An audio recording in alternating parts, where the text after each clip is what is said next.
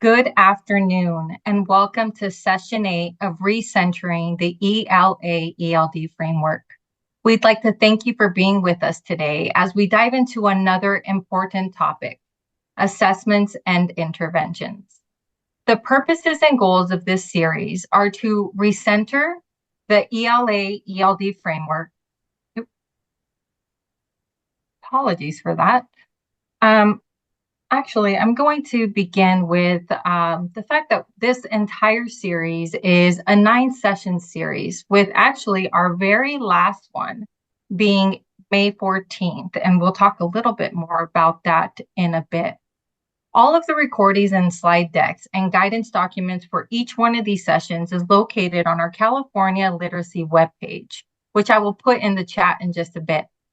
On that webpage, under webinars, you can find, again, the recordings, the slide decks, as well as the guidance documents.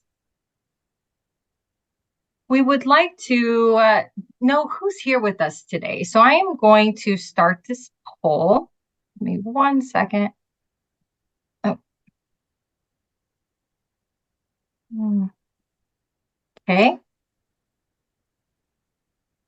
And we'd like to know who's joining us: classroom teacher, paraprofessional, librarian or specialist, family or community member, instructional coach, school or district administrator, county office, higher education or educational agency, organization, CDE or another state agency, policymaker, or other. I'm going to wait until we get to about 80% participation.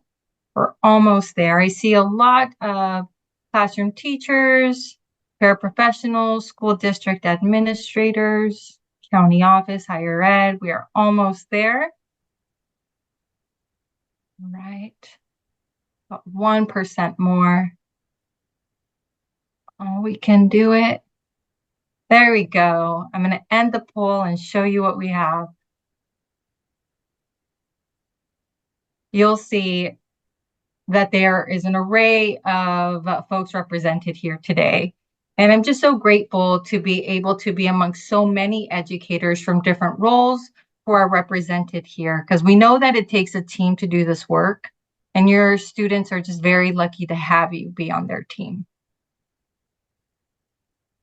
So for today, we are going to begin with opening and remarks, and then we are going to move into creating a comprehensive assessment system presented by Director Brennelson. Dr. Yop will then describe grade level guidance for supporting students strategically. Dr. Spiescher will proceed by explaining assessments of ELD progress for EL identified students. And Director Brennelson and I will then dive into additional resources and support comprehensive assessment systems. For today, we hope that you walk away with the big ideas around what assessments and interventions are within the framework. Also identifying sections in the framework and other key resources to strengthen comprehensive assessment systems and intervention systems for TK through grade 12. In order for us to meet our outcomes and our goals, we recommend using these guiding questions as you're thinking through the content that's being shared. What is resonating with you? What do you want to remember? What are some key points? What questions do you have? I'm also going to share a Padlet in a bit, and we encourage you to take notes and also post your thoughts, your wonderings, and answers to these questions on the Padlet. So again, I will share the link to the CDE webpage, the literacy webpage, and also to the Padlet. I want to introduce you, and I know you've been introduced before, but I am just so grateful to be working with the 3 co-authors of the framework who have been a part of developing this series: Dr. Yop, Dr. Spiescher, and Nancy Brennelson. So without further ado, Nancy, can you tell us a little bit about creating a comprehensive system? What do we need to know? Thank you, Bonnie. To create a comprehensive assessment system, we need to start by knowing a bit about assessment and how that intersects with everything we do related to curriculum, instruction, professional learning, planning, etc. So with that in mind, we are going to spend a bit of time looking at what the framework has for us. As a reminder, the framework is California's conceptual model for comprehensive and integrated literacy. And many of the things displayed on this graphic, circles of implementation, cannot be accomplished without knowing where students are in the moment and where they need to go. More on that in a bit. Some of the big ideas, and this is how Chapter 8 in the framework begins, relate to the purposes of assessment. That is the most important concept to start. There are two fundamental purposes that the framework talks about: providing immediate information about student learning to enable continuous adaptations or adaptions to meet specific needs. So when I say immediate, I mean minute by minute, day by day, even week to week. That is typically thought of as formative assessment or assessment for learning. And a piece that is emphasized in the framework is that formative assessment is a process. It's a set of processes that classroom teachers employ to gauge students' learning in the moment and over the course of the day and possibly even the week. But it's not an actual product or thing. It's a process. Now, the second major purpose is to provide information on students' current levels of achievement. And here's the key phrase: after a period of learning has occurred. Now, the period of learning could be fairly brief, a week of instruction in a unit, even a lesson. So the distinction here is really, are we measuring after students should have learned something? So a bit more on both of these. And for your information, we've noted the page numbers at the bottom of the slides. On pages 823 and 824, there are two figures that explain more about formative assessment for learning and summative assessment of learning. So figure 8.2 really describes what formative assessment is, and as a process that teachers and students use during instruction that provides feedback. And you'll see those enumerated items there indicating what you need to put in place for that to be most effective, and how it, the various forms of it. The next figure, 8.3, contrasts assessment for learning with assessment of learning. And obviously this is a continuum and there's a bit of overlap, but notice that what is the method of assessment or the main purpose? So to assist immediate learning, measure student achievement, or for large scale, a summative assessment, evaluate educational programs. We would refer you to this chart to really be clear about what we mean by these two different types of assessments. And notice at the very bottom that we're talking about the participation of not just the teacher, but also the student in assessment.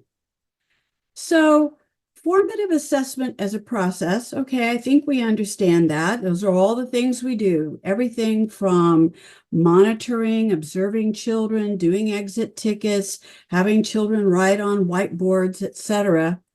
But what is assessment for formative purposes, and what's the difference?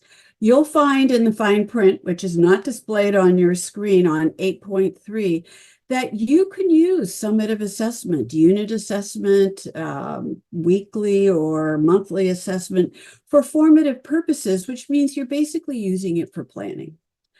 So with those distinctions in mind, let's take a look at another major concept in Chapter 8. and that is assessment cycles. Cycles from short cycle assessments that, that's that minute by minute, daily, as you see there on the graphic, weekly even, and then medium cycle assessment, weekly, unit assessment, quarterly assessment. Those tend to be interim or benchmarks. So formative assessments, the shorter cycle, and then eventually those things that we only do once a year, such as the CASP or the LPAC for students who have been at a school for a while. So this is another important concept within the chapter. Figure 8.5 is a nice display of all the different types of assessments that you have probably already used or use all the time, divided into short, medium, and long cycles, and distinguishing the methods of assessment, because remember, they can be everything from observations to questions that one asks students, to listening in on student discussions, end of unit and project assessments may be measured with a rubric, etc. Portfolios, you'll see that on the right-hand side, to annual assessments. So this is a nice display of all the different ways, because there are many different methods for assessing, and each of them will produce different types of information and can be used for different purposes, to grade, to report, to identify children who may be having difficulty. Now, you might be asking yourself, but what about progress monitoring? Where does that fit? Progress monitoring is either a short or medium cycle assessment. In the chapter on pages 858 and 861, we talk about assessment for intervention. So in this example, we will think about students for whom we have some concerns, or maybe wanting to watch them closely to make sure that they're on track or on target to accomplish what they should be in their learning. So we begin with universal screening. It's a medium cycle assessment, and it's really for all students. We'll talk a bit more about the new reading screening for reading difficulties and risk of dyslexia. So all students would experience that, but diagnostic assessment then, more in depth, it's a medium cycle assessment for students who need support, for students for whom you need more information to know what specifically is it that they need in order to do better on the learning tasks that you are providing. And then progress monitoring, short or medium cycle for students receiving extra support. Now, we're going to be monitoring all students' progress, but for students who are going to be receiving extra support, we're going to be doing that more frequently, and we're going to be looking for those learning tasks that we identified through diagnostic assessment that they needed to learn. Part of what we're doing here is we're asking questions about what is it we need to know? So what questions are we answering with each type of assessment? That's something to keep in mind, because for our universal screening, we're looking to find out which students may be at risk. For diagnostic assessment, as I said, we're looking to see which students need additional help and in which specific areas. And in progress monitoring, we're looking to see if the student's improving given the instruction that we've provided. So we always need to be thinking about which students are involved in an assessment, how often we're assessing, and when we might be doing that assessment. As an example, it's recommended that we not try to assess kindergartners right at the beginning with a universal screening for foundational skills, but to wait a bit until they've had more instruction. So taking all this together, we can start to think about what our comprehensive assessment system would be. The framework gives you lots of examples and has several discussions of just what short cycle or formative assessment is, medium cycle and long cycle assessment. And just like we've done with other chapters, we have snapshots. So you see a snapshot here for 8.2, formative assessment in grade 2. Snapshot 8.5, medium cycle or interim assessment in grade 1. That one has to do with foundational skills. And 8.6, long cycle assessment in grade 8. Notice too that in snapshot 8.2, when you have a chance to look at this in the framework, that it's the student is also involved in that assessment and is interacting with the teacher to say, well, yes, this is how I think I did. And that's part of the process of engaging them in planning for their own learning. It's important that we approach assessment positively and that students buy into the process.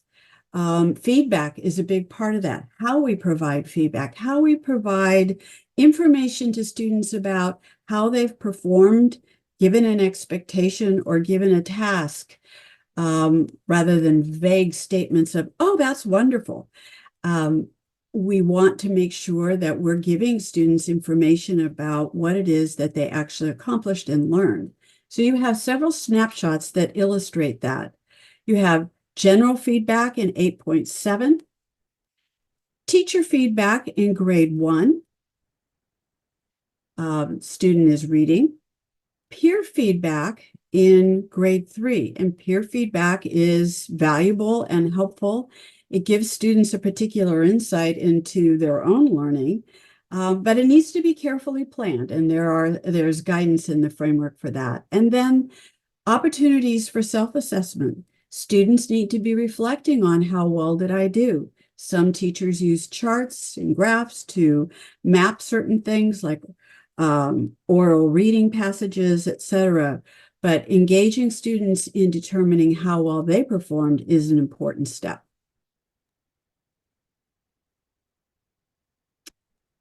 This would not be complete without some discussion of statewide assessments, those things that happen once a year. The California Assessment of Student Performance and Progress, otherwise known as CASP or Smarter Balanced for ELA literacy, includes 4 claims. And often we don't think about this, but each item on CASP is categorized by either reading, writing, listening, or research and inquiry. And it's taken together that we gain a total score for a particular student. You know that the CASP was shortened a few years ago, and so student reports have not had information about the claims. However, because there weren't enough items to do that, but this coming year for 2024, so that probably means it gets sent home to parents next fall, there will be reporting of information for students putting reading and listening together and writing and research and inquiry together. Why is that important? Because almost half of the items at one grade level, I calculated that 46% of the items related to writing and research or inquiry. And I think I talked about that at the last webinar, but it's an important concept.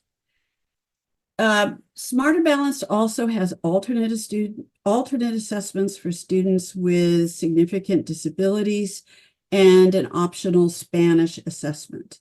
In addition, as you probably already know, there are interim assessments that are available to schools and school districts, comprehensive assessments, interim, it's ICAS. So it's interim comprehensive assessment, interim block, and interim focus blocks. all of those are good tools, especially for supporting students in understanding what these assessments are going to be about. Another annual assessment or statewide assessment is English Language Proficiency Assessment for California, or the LPAC. These are for students who are either already identified as English learners or who need to be assessed to determine that designation. And there are three types: the initial assessment, summative assessment every year, and alternate for students with significant disabilities. Something new, which I'm sure you've all heard about, but that is we now have legislation that is requiring screening for risk of reading difficulties, including dyslexia. And there's a little bit of a timeline there for you. There's a panel that was appointed by the State Board of Education, and they will be reviewing instruments and creating a list by the end of December of this calendar year. And then school districts will need to be evaluating, reviewing, considering those instruments to decide which one or ones they will adopt for students in grades K1 and 2. Their school boards, your school boards, will need to actually approve those by the end of June 2025 for implementation the following year. It's a lot of work to be done to plan this. And I mention this because all of this is a part of a comprehensive assessment plan. Everything from short cycle assessment all the way to the longest cycle assessment. They all work together to inform us about what students need next, where we need to focus our attention, perhaps in professional learning, and where we as a school or a district or a state need to focus our attention in providing perhaps new materials or new instructional strategies to ensure that all children are competent in reading by the end of third grade and fully literate when they graduate from high school. So, what are some of the hallmarks of that comprehensive assessment system? As I said, the system informs database decision-making within a multi-tiered system of support. So it includes all of these universal screeners, diagnostic assessments, periodic benchmarks, ongoing classroom formative assessment processes, and much, much more. You saw that long chart. But in addition, by itself, an assessment system is not enough. It must be accompanied by a system of high-quality curricular instructional resources, interventions for students who need them, professional learning for educators, and district and site improvement planning. With that, I will turn it back to Bonnie to give you a moment to think about all of that information. Thank you, Nancy. And that was a lot of really good information. I am actually going to point us back to the Padlet. I'm going to share that in the chat again with everyone. And I also want to note that there is a Q&A option at the very bottom on your toolbar that you can ask questions if you would like. But if you could use the Padlet that we have for you to post any ideas, questions, comments, concerns, and if you would like to, I'm going to actually make this a little smaller. If you would like or comment on other people's posts, that would be great as well. We actually have a couple of people already starting to post. So thank you. Really good questions, which we will work towards answering and addressing towards the end of our session where we've allotted some time for that. So I'm going to give you a couple more seconds and I'll stay quiet.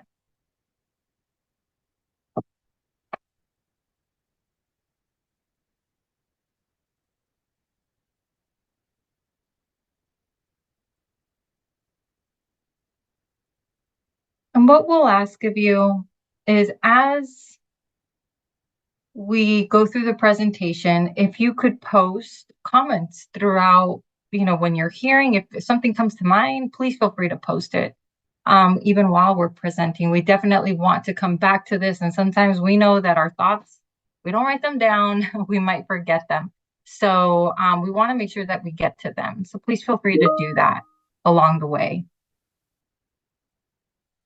I'm now going to move us into grade level guidance for supporting students strategically. Dr. Yop is going to come on and she's going to talk to us about this. Dr. Yop, what do folks need to know? Thank you, Dr. Garcia, and thanks, Director Brennelson, for that overview. And participants, I'm watching what you're writing too, so we appreciate that. I'd just like to start off by sharing a few of the key points that we make in the grade level chapters and, in fact, in the framework in general. We have a section called Supporting Students Strategically.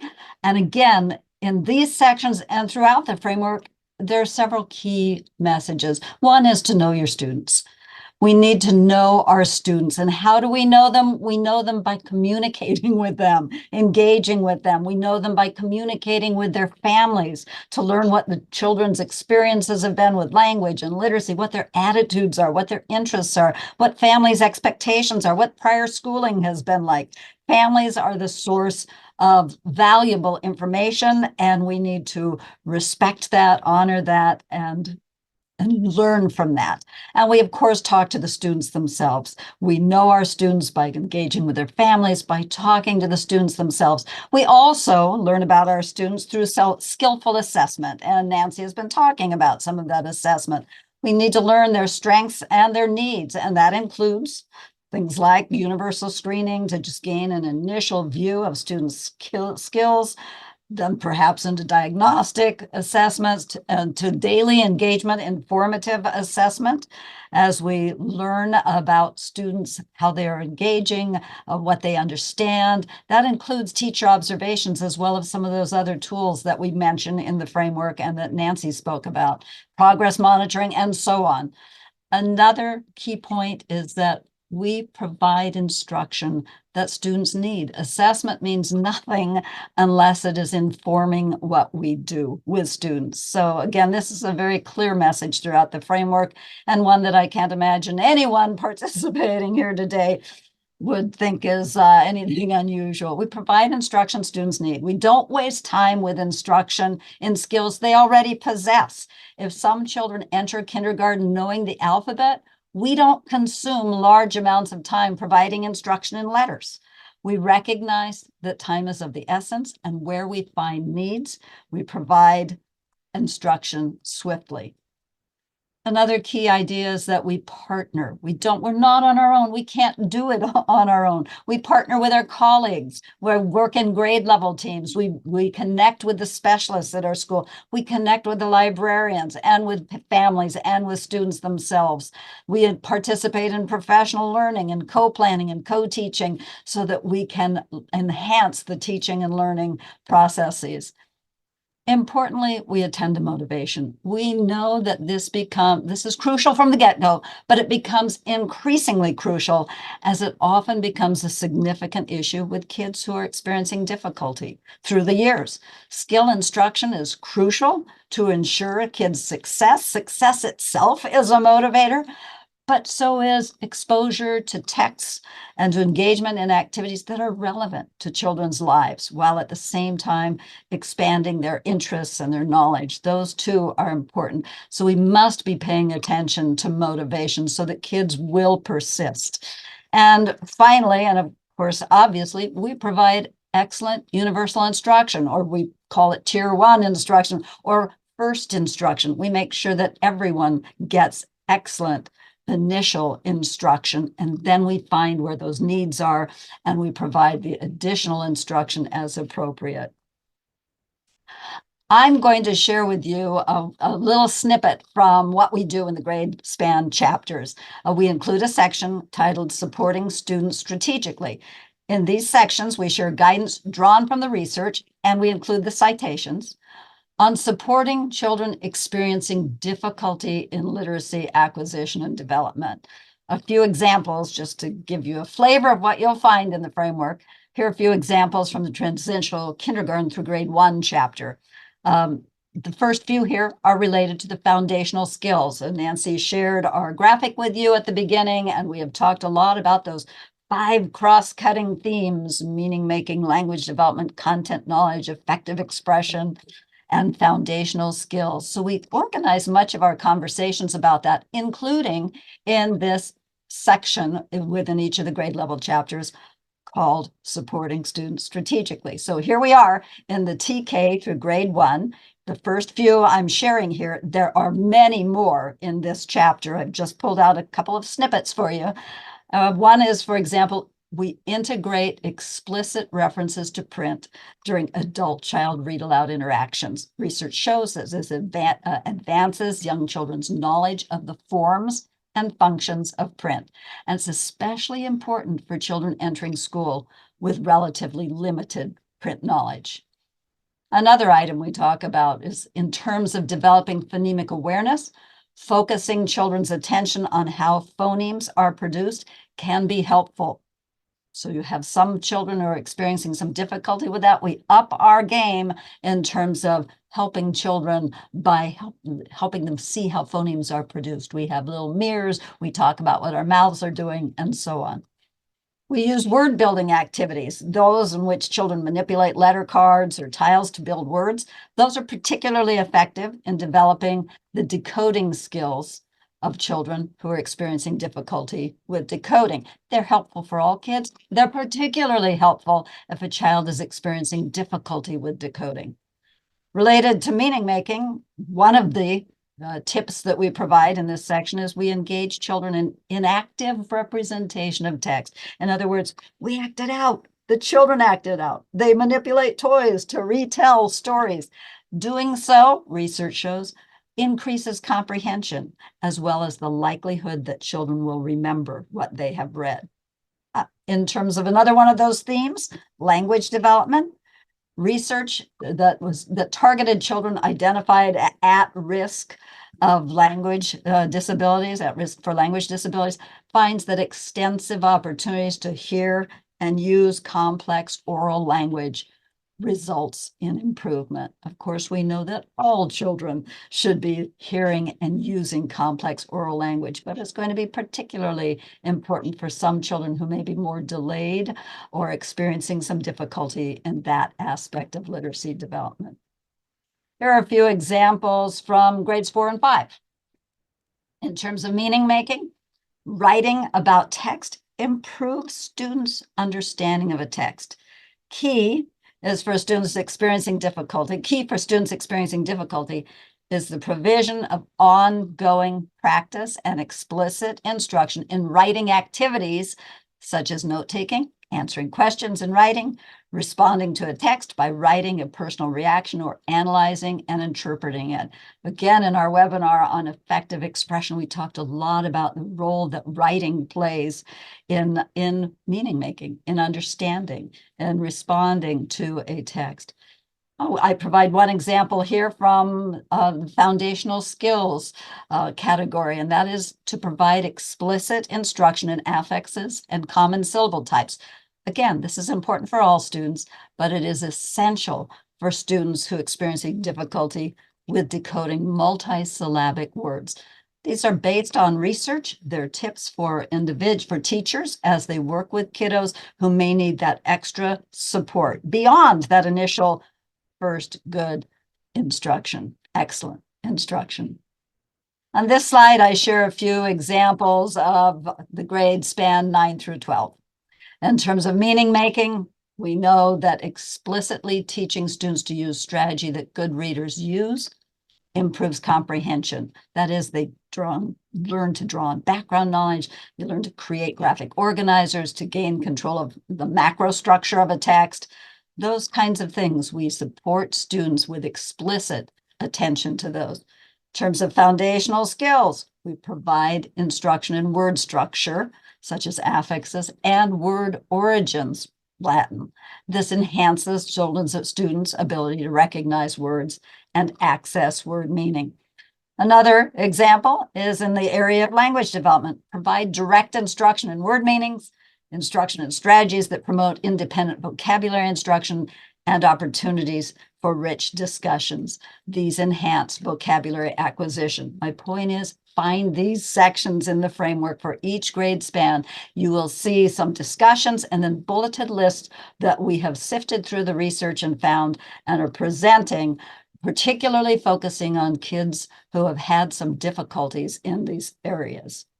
Finally, I'll share that there is a lot beyond those strategically supporting students sections or supporting students strategically sections. There are many discussions related to assessment and related to additional support for those who may require it. For example, the bullets on page 159 to 160 in chapter 3 provide information to support children experiencing difficulty with letter sound and sound letter correspondences and basic initial decoding.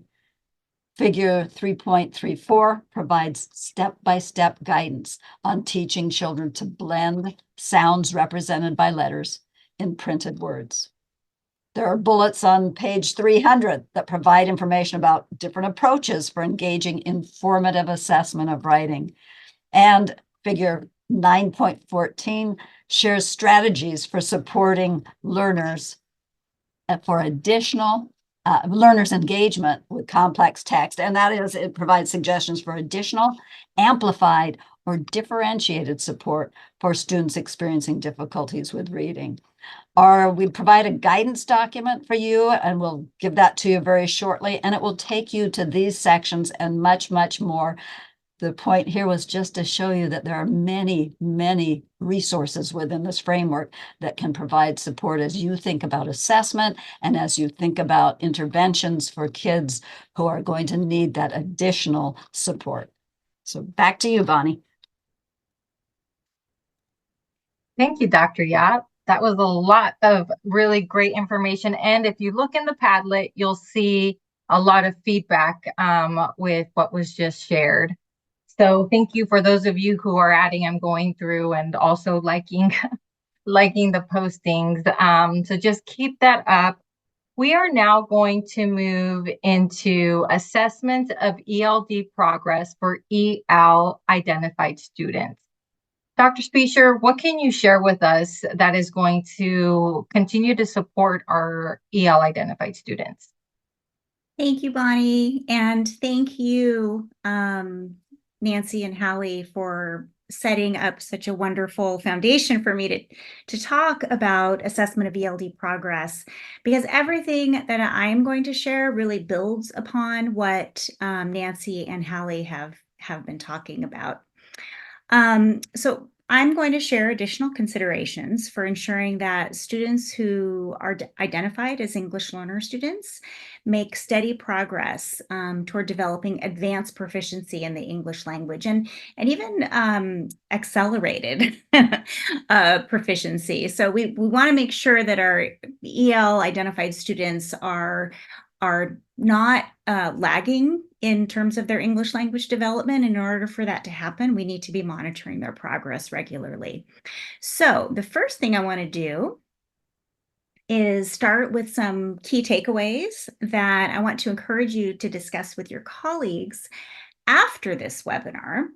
And certainly as you begin planning for the coming school year, these are some considerations that you'll want to be talking about. So the first one is, and some of these are maybe myth debunking too, so I just want to make sure that we're all on the same page, everybody's clear about these takeaways. So the first takeaway is that integrated and designated ELD are an integral and indeed a legally required part of high quality first instruction for ELA identified students. So it's really part of their tier 1 instruction.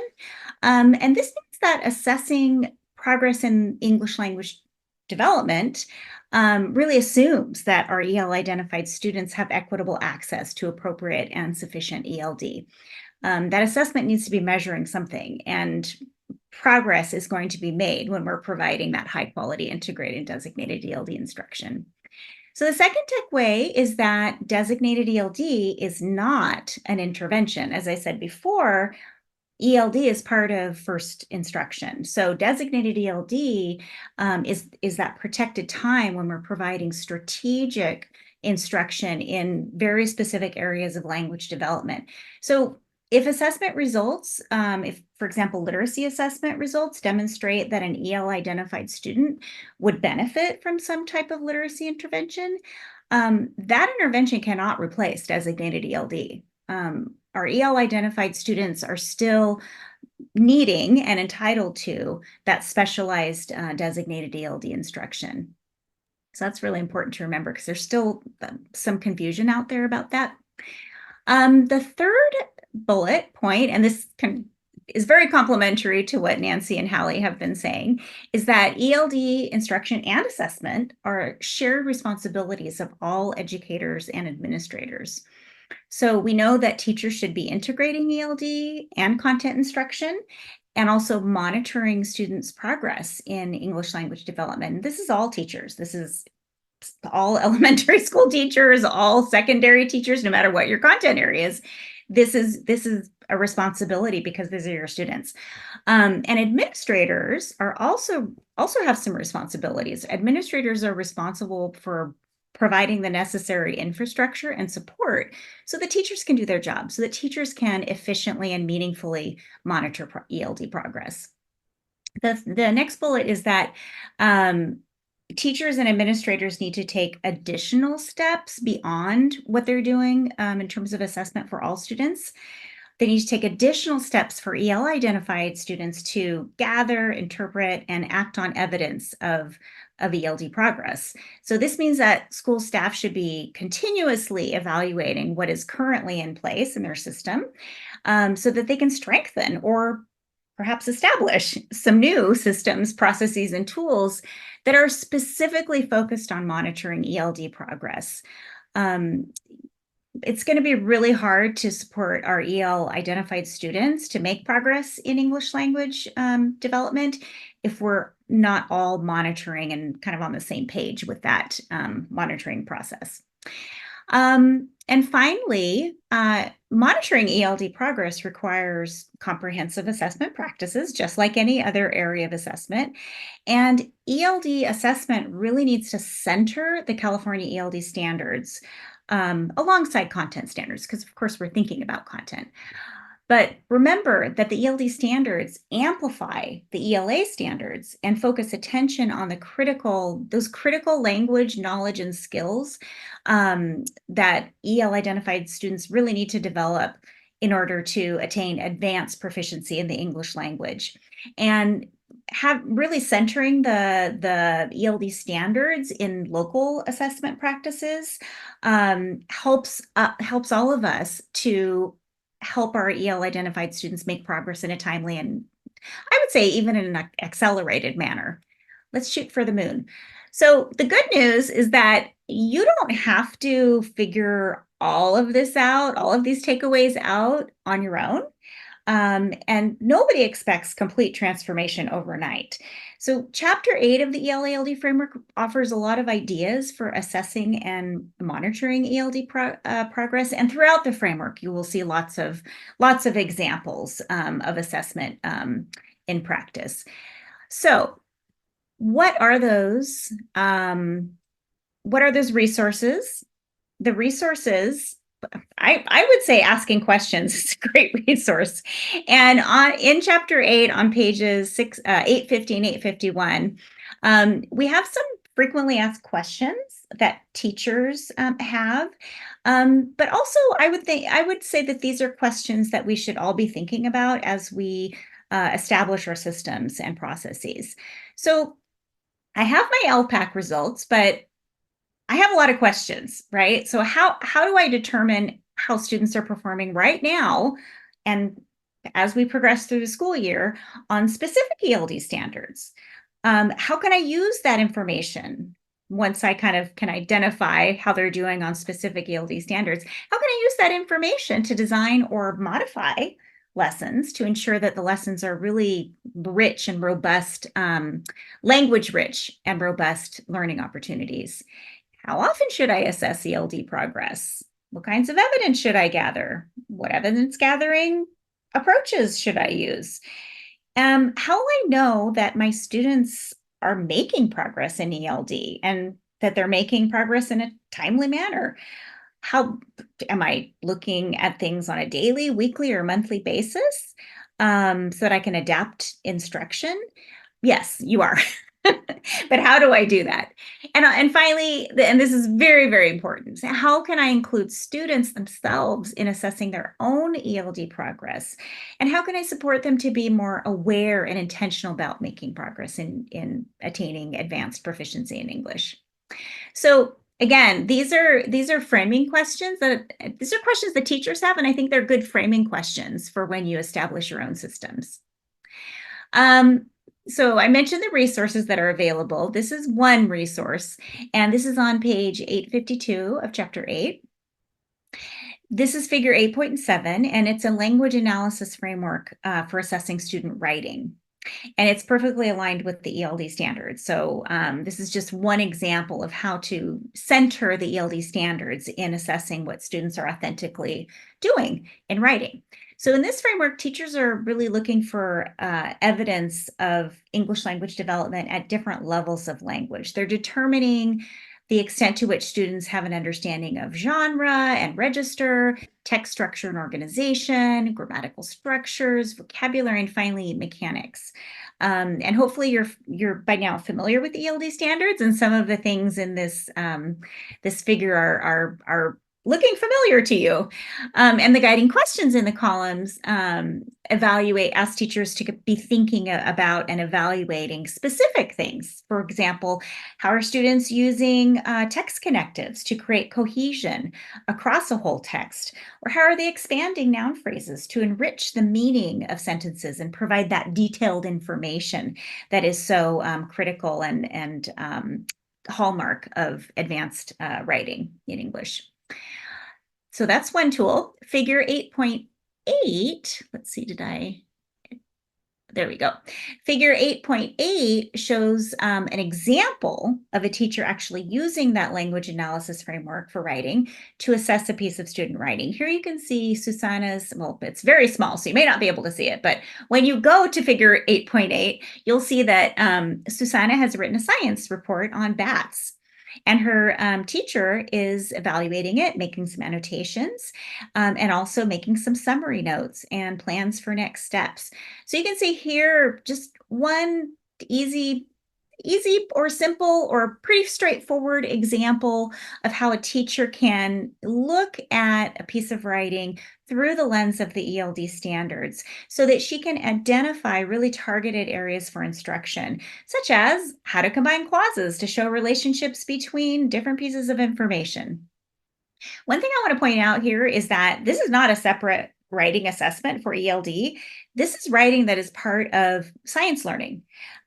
Teachers can look at the same piece of writing for different purposes. And in this case, the teacher is looking for progress in making progress in English language development.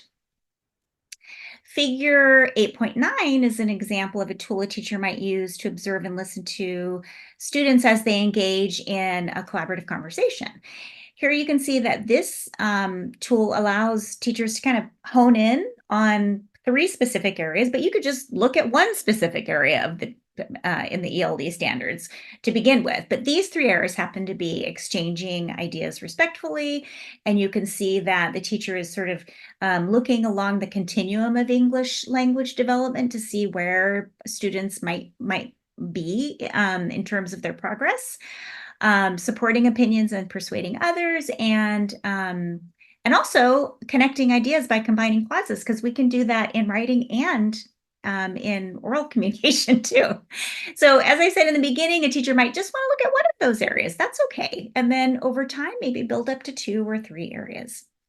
So again, this evidence can then help the teacher address areas for growth in very specific and targeted ways to help accelerate progress in English language development. And it's all centering the ELD standards. There is a figure in chapter 11, so I'm jumping from chapter 8 to chapter 11 that I really want to draw your attention to, as I think it can help administrators and leadership teams and teachers and teacher leaders to refine or indeed establish effective systems and processes. So figure 11.7 is a sample district-wide plan for monitoring ELD progress. And it has three parts. It has district leadership responsibilities, school leadership teams responsibilities, and teacher responsibilities. And you can see that the district leadership section to begin with, they have a responsibility to establish clearly articulated and publicly available plans for monitoring ELD progress and for providing continuous improvement for schools. School leadership teams are responsible for ensuring everybody in the school understands and is on board with the district's plans, as well as for establishing a culture of learning and, of course, monitoring every student's ELD progress.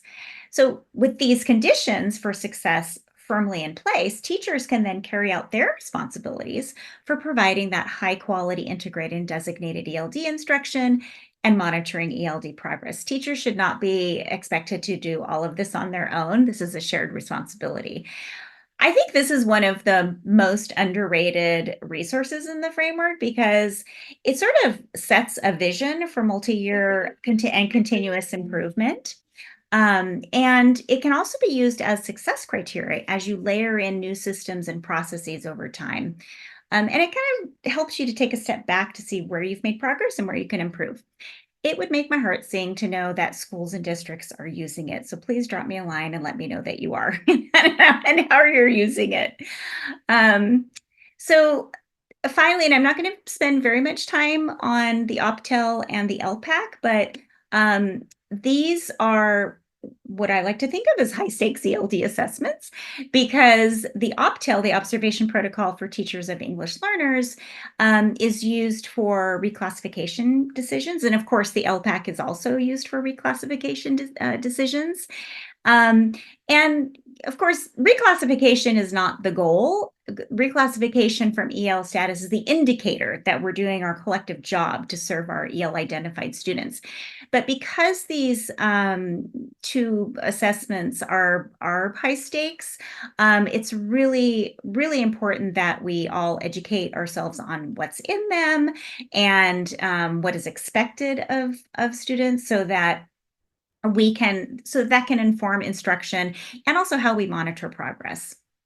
So I've included links to where you can find all sorts of information from the CDE on these two assessments.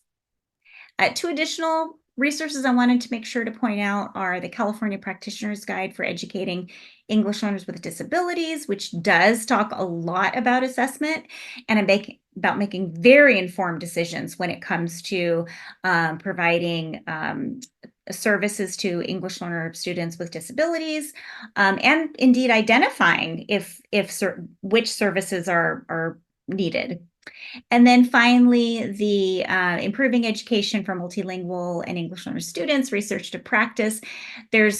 Assessment is addressed all over the place, but Chapter 7 in particular has lots of examples of real school districts across California and real schools creating those supportive schools and systems, including assessment systems to monitor ELD progress.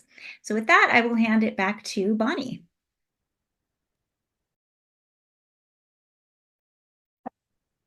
I am so sorry. My camera was not uncameraing. That's not a word, but it was not letting me open it up. So we are going to do another pause and reflect. I am putting the link in the chat. We do have, and I'm going to pull it up one more time. Oops, not that one. Here. We do have a lot of really good feedback so far. So we want to give you just a little more time to reflect on what Pam just shared.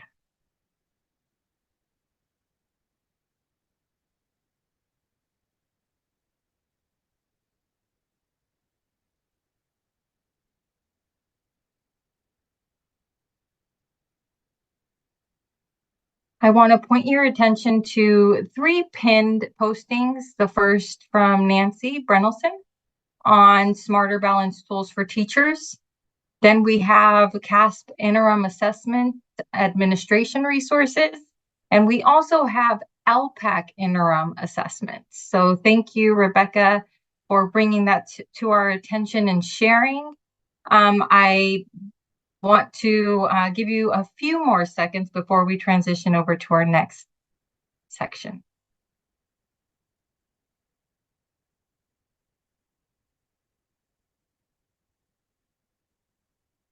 So I'm going to have my co-director, Miss Nancy Brenelson, come on, or we'll share. Actually, I think she's coming on after me, but I guess I can get us started. We are going to be, thank you, Nancy. We're going to be sharing additional resources, multi-tiered systems of support, dyslexia, and intervention.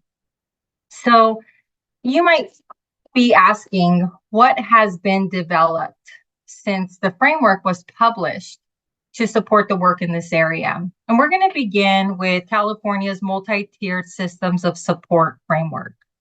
The way we have thought about MTSS has evolved since the framework was written in 2014. It now goes beyond academics and it looks at the whole child. California MTSS is a comprehensive framework that aligns academic, behavioral, social, emotional, and mental health supports in a fully integrated system of support for the benefit of all students. It further supports the whole child with 4 essential domains and features: administrative leadership, integrated supports, family and community engagement, as well as inclusive policy, structure, and practice. It also identifies a continuum of support that includes universal design for learning, UDL, and differentiated instruction at all levels of instruction. At the universal support level for all, supplemental support for some, intensified support for those few students who need it. Let me go ahead and move on. Let me jump in just on that last slide, Bonnie, because you'll notice that the words tier 1, tier 2, and tier 3 don't appear. That's what we're used to. But the folks who've been working in MTSS are really starting to move away from that language into the all, some, and few, universal, supplemental, and intensified. So to try to discourage us from talking about a tier 1 child or a tier 2 child or a tier 3 classroom or place. So just thought I'd point that out. Thank you for that. And I want to point to the leads of this work, which are Orange County Department of Ed and Butte County Office of Ed. And so, the California MTSS offers the potential to create needed systematic change through intentional design and redesign of services and supports to quickly identify and match the needs of our students. So thank you for sharing that piece, because it's something that we have been talking about and making sure that it's not seen as a place. I want to then point our attention to the California Dyslexia Guidelines, which were published in 2017. In addition to learning about the neuroscience and many other aspects and factors related to dyslexia, including dyslexia in English learners and structured literacy, you will find screening and assessments for dyslexia in Chapter 9, special education and 504 plans in Chapter 10, and effective approaches for teaching students with dyslexia in Chapter 11. It's a great, short, and impactful document that it would be important for people to, for everyone to read and refer back to. There's also some 3 projects that we want to share with you that focus on assessments and interventions. And that the first one is the UC CSU Collaborative for Neurodiversity and Learning. They have 3 free online modules: Introduction to Dyslexia, Dyslexia and the Brain, Screening and Assessments for Dyslexia, And in a bit, I will share the links to these 3 projects. The next one is Project Arise, 5 free online courses. They are a product of the Reading Instruction and Intervention Grant that is led by CDE, CCEE, Contra Costa County Office of Ed, Glenn County Office of Ed, and San Diego County Office of Ed. The 5 free courses are Literacy as Equity, Effective Functions in Literacy, and Reading Foundational Skills, Comprehension and Knowledge Building, as well as Intensive Intervention and Data-Based Individualization. The last program that I'll share is CRLP. CRLP is an organization and a resource that has a long history and has been around for quite some time. And they have a lot of great work around evidence-based instruction for literacy, with a strong emphasis for English language, for English learners. So with that, I'm going to turn it over to Nancy. Nancy, what else do you have to share with us? So many good resources. And, as we reflect on CRLP's history, as you said, they were one of the first groups that really focused on assessment. And that CRLP Results Project, many of us remember. So I'd like to share with you a few of the practice guides from the Institute of Education Sciences, or the What Works Clearinghouse, because these are very helpful in summarizing the research that supports different educational practices. This first guide was published in 2022 and is aimed at reading interventions for students in grades 4 through 9. What could be more appropriate for today's webinar? The way that practice guides are organized, in case you've never seen one, is that they do a meta-analysis and provide recommendations for practice and categorize them in terms of strong, medium, or lower support for their efficacy. So you see here that there is a recommendation about building students' decoding skills, particularly with regard to multisyllabic words, purposeful fluency building activities, routinely using a set of comprehension building practices, and they actually break that recommendation down into 4 more parts. I'll show you that in a second. And providing students with opportunities to practice making sense of stretch or challenging text that will expose them to complex ideas and information. I think we ended up being out of order. Yes. So this slide shows you the 4 additional parts for that providing interventions for students in grades 4 through 9 for comprehension building practices. So looking quickly here, building students' world and word knowledge so they can make sense of text, consistently providing students with opportunities to ask and answer questions to better understand the text they read, teaching students a routine for determining the gist of a short section of text, and teaching students to monitor their comprehension as they read. What's nice about this list is that it's supported by research, and it's just what we wrote in the framework. So just had to do that. Going back, there was an earlier document from IES, the Practice Guide Assisting Students Struggling with Reading Response to Intervention. Remember, we were calling it RTI, a multi-tier intervention in the primary grades. So this is from 2009, but it is very pertinent today. Screening students for potential reading problems, and now we're going to be having that. Providing differentiating reading instruction for all students based on assessments. So really, they use tier 1, 2, and 3. I just added words like universal, supplemental, etc. But really, these first two recommendations are for all students.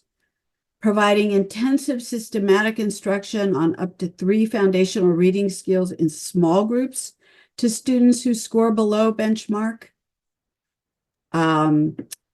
That's for students who need extra support, supplemental support. Monitoring the progress of these students at least once a month. And remember, we talked about how often and when we use the assessments we have. And finally, providing intensive instruction daily for students who need the most support or intensified support. So this document is available for you as well. And the last resource we will share with you is one that was initially published in 2016 and then updated in 2019. This is Foundational Skills to Support Reading for Understanding in Kindergarten through 3rd grade. 4 recommendations here. A lot of these recommendations are similar to what you heard Hallie share about what we had in the framework, and we did reference those documents that were available when we were writing it. But the first is teaching students academic language skills, including use of inferential and narrative language and vocabulary knowledge. The second one, awareness of the segments of sounds in speech and how they link to letters, phonemic awareness and phonics, of course. Teaching students to decode words, analyze word parts, and write and recognize words. It always makes me happy when writing is including along with the decoding and reading. And finally, ensuring that each student reads connected text every day to support reading accuracy, fluency, and comprehension. We know that it takes a lot of reading and writing volume and volume of discussion in order for students to become fully literate. So here are some research-based practices for you to consider. And back to Bonnie. Thank you. I am putting now our guidance document in the chat. And in a bit, I believe we will have it posted also on the Padlet. And what you will notice in this, let me see if I can actually pull it up. Here we go. Is you have the assessment and intervention guidance. And so you would click on any of these chapters of interest, explore and see what the framework offers. You have it the framework broken up by chapters with specific pages related to assessment and interventions pointed out. In addition to the chapter information, you'll have all of the guidance from all of our webinars included on this document. There's also resource links, so resource links for the framework and other CDE-related documents. We also have other literacy-related resources. All of the practice guides that were just shared are also on this document here. So if you could take some time and continue to add and post your thoughts to this Padlet, we would really appreciate it. We're not closing just yet, but we would really like is for you to take some time to look at that while we take some time to look at the reflection in the Padlet. So I'm going to ask Dr. Spiescher, Dr. Yacht, Director Brenelson, if you see anything on the Padlet that you want to talk about. We have, I think, about 5.5 more minutes left, so we have a little time to explore. I do want to say I did see something on the Padlet, and one of the resources that, and I think it was this one here, what about students who struggle with retention but are not 504 or IEP students? I have students with quite a bit of trauma and their retention from day to day and over time is poor. And so, you know, as we were going, and I'm hoping it's okay to go back to these slides, but as we were going through these, this one really stuck out to me. And, you know, depending on the grade level that you're working with, this practice guide as well. All of them really, but these are the ones that really stuck out to me for students who need that intervention but aren't necessarily identified, or a student who has an IEP or a 504. So I will stay quiet for a little bit, which sometimes I have trouble doing. So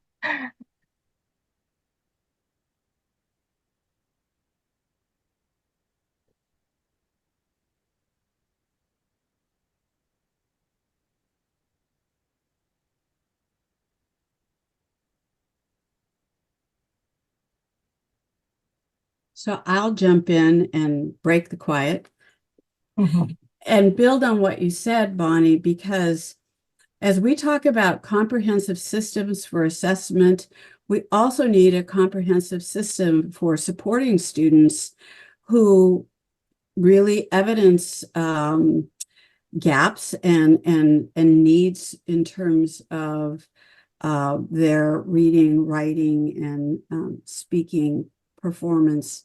And so all of that involves what kind of staffing is available in the school, what kind of resources that classroom teachers have, and those need to be planned and they need to be structured. So, and everyone needs to know what they are. So, because there are lots of students who qualify for nothing in special education or 504 who need support along that continuum. And I had another observation looking at the Padlet. There were a lot of comments about, gosh, our teachers are not aware of some of these things related to literacy. And there's the whole field of assessment literacy. We would suggest that you just take the whole chapter, maybe, you know, a chunk at a time, use some of these slides, perhaps, and share with with your educators, teachers, paras, leaders in particular. There is a section at the very end about technical quality, and you remember validity, reliability, and freedom from bias.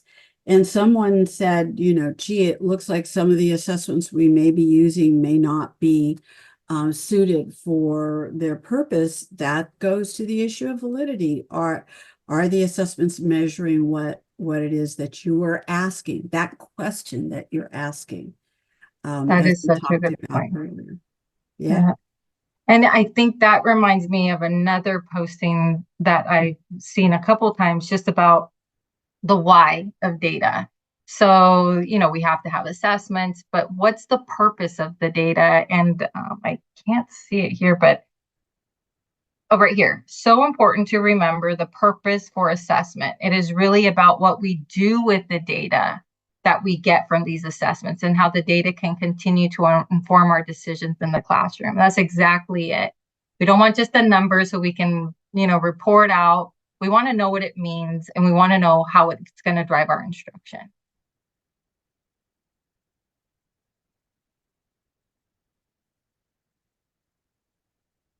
Well, we have 2 minutes left. I put a survey in the chat. I want to encourage you to please fill that out. As a team, we want to ensure that we're always improving our practice, that we're progress monitoring ourselves, and that we are continuing to make improvements throughout this process. We have one more, and actually, let me share this now. We have one more webinar left. It is May 14th, and we're going to talk about systems for implementation and the California Literacy Roadmap, something that Nancy and I have been working on, and we're very excited to bring to you, to talk to you about it in mid-May. So please fill out the feedback survey, and we want to thank you for being with us today and hope to see you at our 9th session on May 14th at 3:30. If you have any questions, please contact Nancy or I, and we will get back to you or talk to you however it is that you contact us. Thank you so much for being with us, and we will see you next time.